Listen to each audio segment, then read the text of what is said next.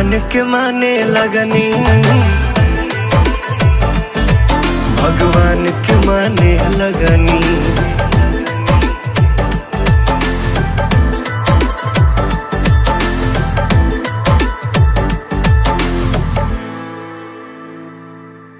नमस्कार, प्रणाम। हमरा और बेटा भाई पवन सिंह भोजपुरी में हिंदी में मिक्स पहली बार वायरल भोजपुरी यूट्यूब चैनल के माध्यम से हमार गाना आ रहल बा, जौने गाना के टाइटल बा जिंदगी।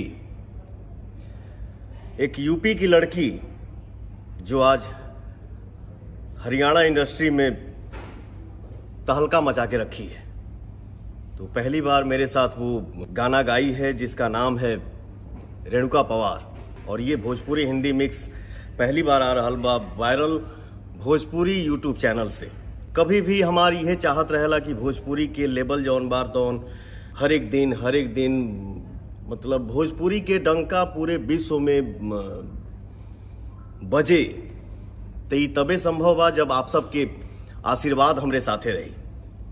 तो हमके पूरा भरोसा बा, विश्वास बा, उम्मीद बा कि जौन हम ई गाना लेके आ रहल बानी, जौन गाना के टाइटल बा जिंदगी।